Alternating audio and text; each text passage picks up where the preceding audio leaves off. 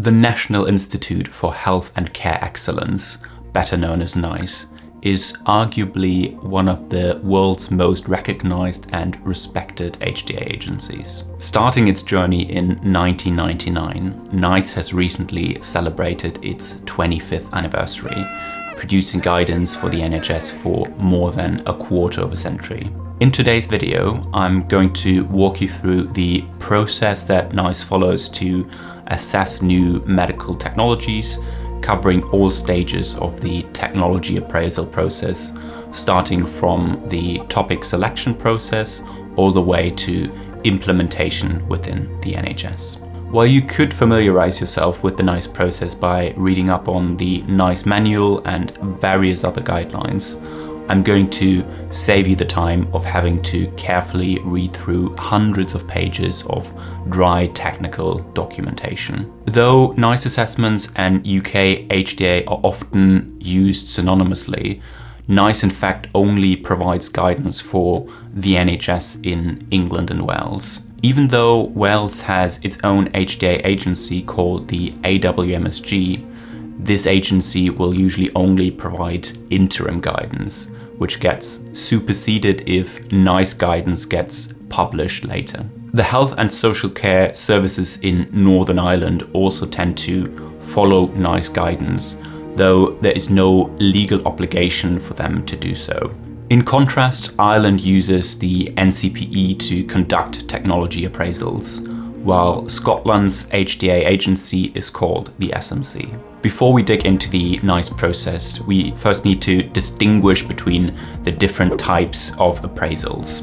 The first type of appraisal is the single technology appraisal, or STA for short, which aims to assess new pharmaceutical products or license extensions for existing products. The second type of appraisal is the multiple technology appraisal, or MTA, that is designed to assess several drugs or treatments used for only one condition. The third important type of appraisal is the HST assessment, which stands for Highly Specialized Technology Appraisal. More specifically, the HST program evaluates technologies for very rare and often very severe diseases that need specific considerations and flexibilities permitted by the program.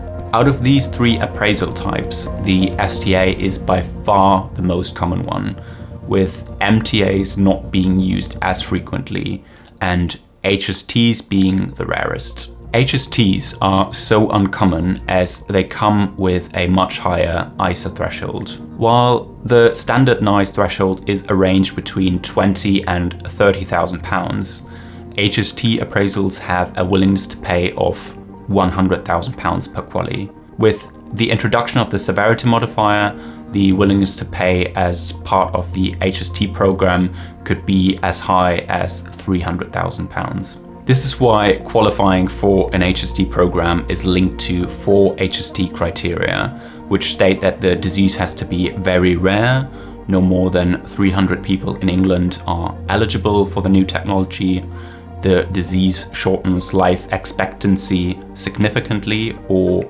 severely impairs quality of life, and there are no other treatment options available. Apart from the STA, MTA, and HST evaluations, NICE offered another route of access to new medicines prior to the introduction of the new NICE manual in 2022, called the Fast Track Appraisal, or FTA. FTAs have since been replaced by a formal cost comparison process for treatments with equivalent efficacy and safety and lower cost compared to existing recommended treatments. Historically, FTAs have been used only sparsely, so it's not a huge jump to assume the same for formal cost comparisons. Moving on to the NICE appraisal process, the first stage in this process is designed to ensure that NICE guidance is developed on topics that reflect national priorities for health and care. This stage is referred to as topic selection, which can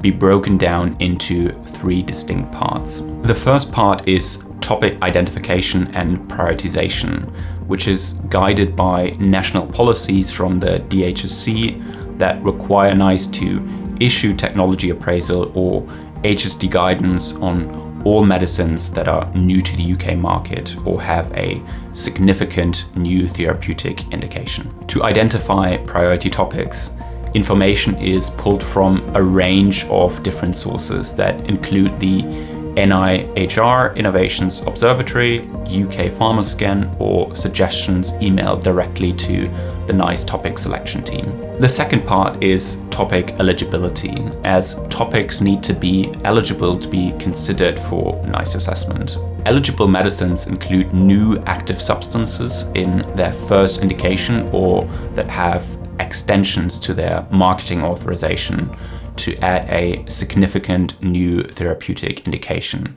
with an expected regulatory approval within the next 24 months. In the third and last part, a topic briefing is prepared for eligible medicines, which gets sent to the topic selection oversight panel, which decides whether NICE guidance is needed and what type of guidance is needed. For medicines, this guidance can be produced as part of an STA, MTA, or HST, as I've mentioned earlier. If the topic selection panel decides that guidance is needed, the topic then gets referred on to NICE. As outlined in the NICE manual, it takes between 4 and 12 weeks for a topic to go through the topic selection process. After a topic is referred to NICE via the topic selection process, NICE will then develop the draft scope for the evaluation and seek the views of relevant stakeholders. The scope thereby sets the framework for the evaluation, defining key issues for consideration in the appraisal, such as population, intervention, comparator, care pathway, and outcome measures. These PICO criteria are used to define the decision problem, which is a central element of the scoping phase that frames the key issues to be resolved during the technology appraisal.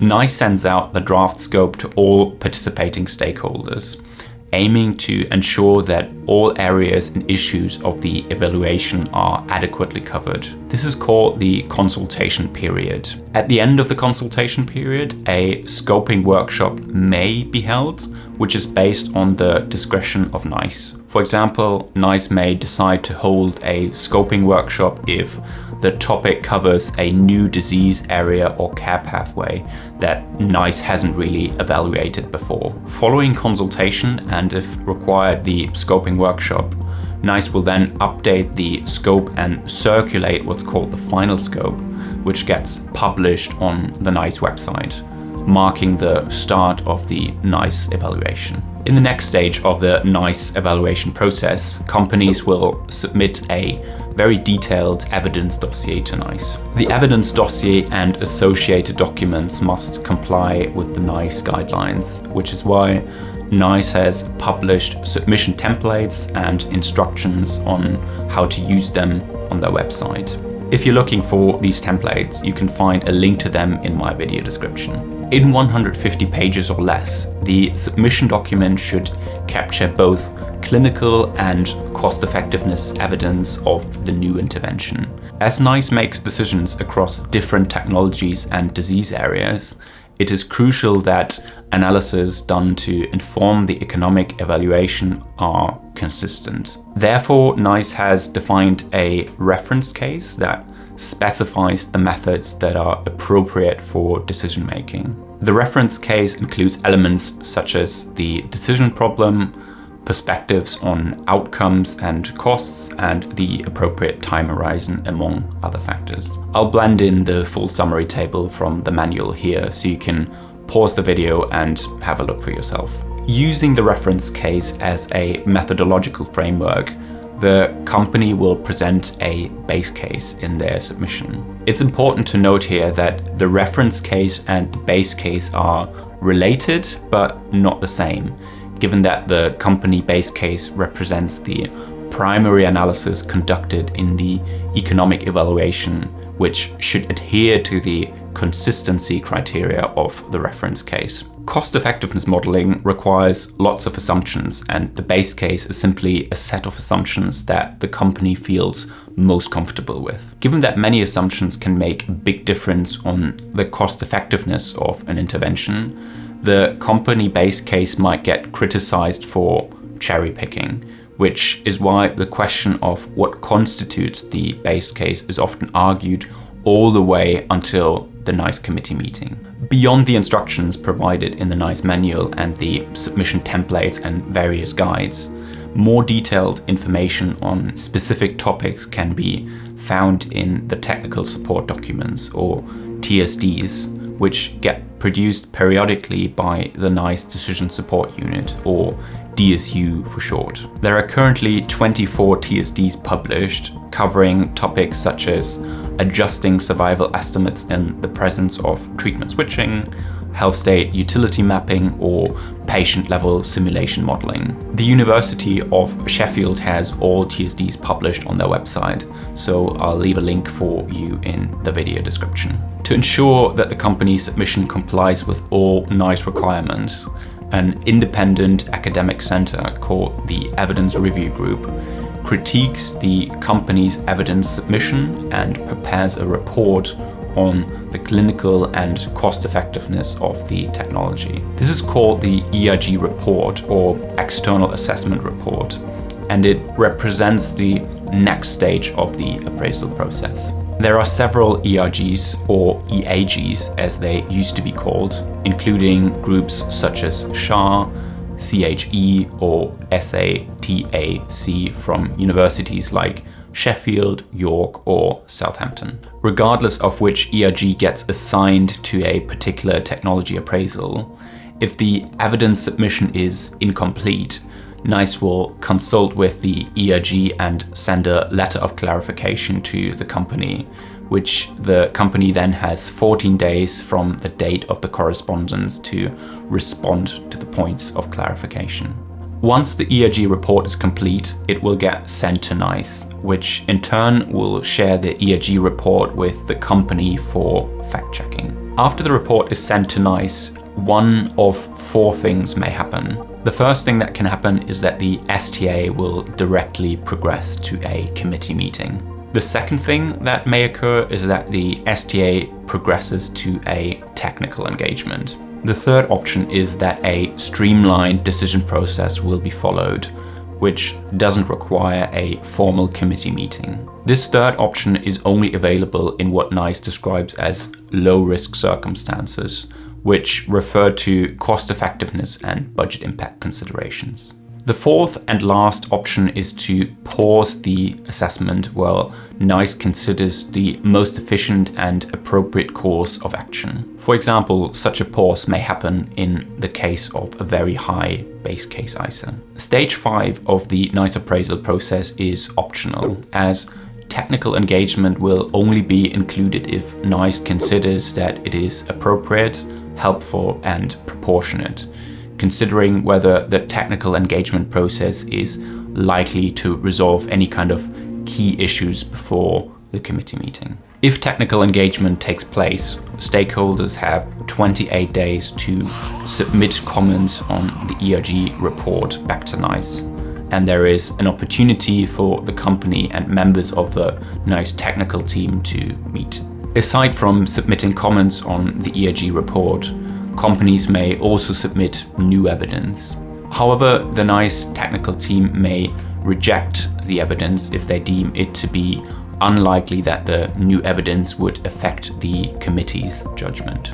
Should the new evidence be accepted, it is likely to delay the timelines of the appraisal, as the EAG would need to review this evidence again. Following the optional technical engagement stage, the appraisal will progress to an evaluation phase, during which a so-called appraisal committee meeting, or ACM for short, will be held that brings together all stakeholders involved in the appraisal process. Ahead of the ACM, NICE will circulate the committee papers and slides, which include the external assessment report, any clarification comments and responses, if a technical engagement took place, any comments made during that period, as well as evidence submissions from the company and other organizations and experts. These ACMs are split into two parts, a part 1, which is held in public, and a part 2, which is a private session. During the public part 1 session of the ACM,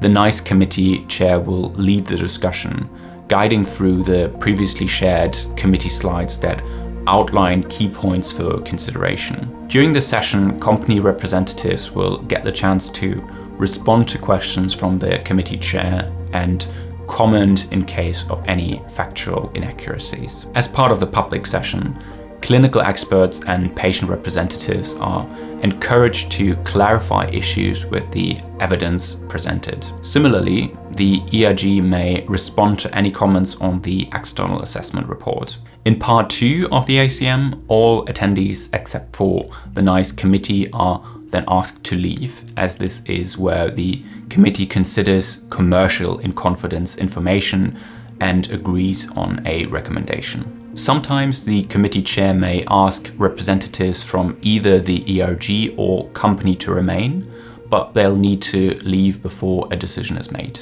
Following the ACM, NICE will release their guidance. When a committee first meets, the aim is always to develop final draft guidance, but the committee may also develop what's called just regular draft guidance. As the name suggests, the distinction between the two documents is that draft guidance represents draft recommendations, while final draft guidance, or FDG, sets out the final recommendations. Additionally, draft guidance will be sent out for another round of comments to the stakeholders to get to a resolution at a second committee meeting. In this context, you might also hear people refer to the draft guidance as the Appraisal Consultation Document, or ACD, while the final draft guidance is also called the Final Appraisal Document, or FAD by some. As far as I can tell though, ACD and FAD are both terms used by NICE prior to the release of the new manual in 2022,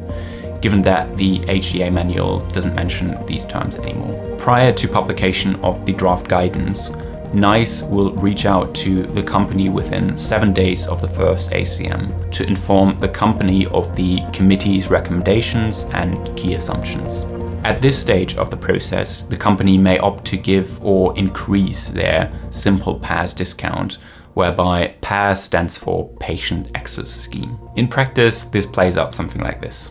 NICE will say the committee preferred assumptions A, B, and C, which results in an ICER of X, whereby X will usually be above the willingness to pay threshold.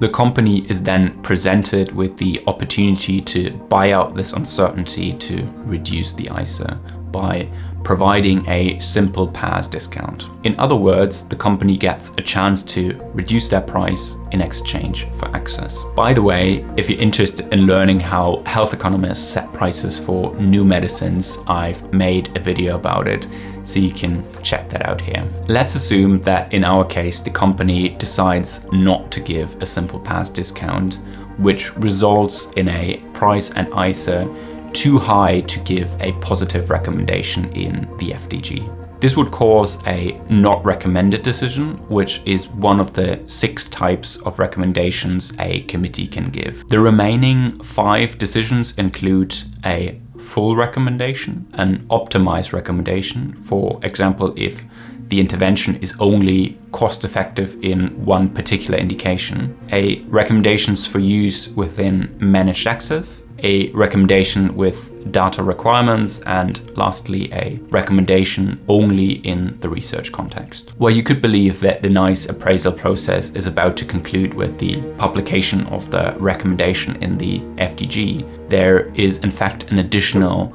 optional step in between that doesn't get used as frequently by pharma companies. What is often overlooked is that after publication of the FDG, there is an appeal period of 15 working days. In case you're wondering, by the way, why I haven't mentioned timelines for any of the steps involved so far, that's because the NICE manual now states, quote, "It is not possible to set absolute timelines for all stages of the evaluation." Coming back to the appeal though, companies can lodge an appeal based on one of two grounds, which are described in detail in the NICE appeal guide. In essence, this is a way for companies to challenge the recommendation of the NICE committee in case something went terribly wrong. The first ground for appeal is split into A and B. Ground 1A gives stakeholders an opportunity to appeal when NICE has failed to act fairly. As rightfully stated in the appeal guide, the fact an appellant does not agree with final draft guidance, this does not make it unfair. However, it is unfair, for example, if relevant data was excluded from the appraisal, which could have affected the committee's decision. Ground 1B, on the other hand, is a more legal point, as it addresses cases where NICE has exceeded its powers, and as such, an appellant may appeal on the ground that NICE has acted outside its remit or has acted unlawfully. Appeal Ground 2 covers scenarios in which the recommendation is unreasonable in light of the evidence submitted to NICE. To use words from the NICE appeal guide here for a second, this ground is for cases where the guidance does not add up, meaning that the guidance is obviously and unarguably wrong, illogical, and therefore should be reassessed. The appeal process itself is quite lengthy, which I won't be able to cover it here in full detail. Just know that a successful appeal can lead to a re-evaluation through NICE and therefore has the potential to turn an initial negative recommendation into a positive one.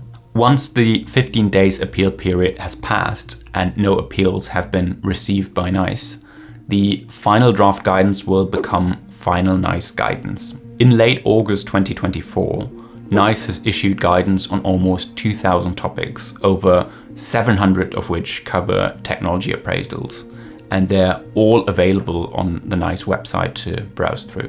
While NICE guidance provides recommendations on the use of health technologies within the NHS, these recommendations are not set in stone. For example, NICE will do surveillance of its published guidance due to the loss of marketing exclusivity should biosimilars or generics of the assessed technology become licensed for the same indication.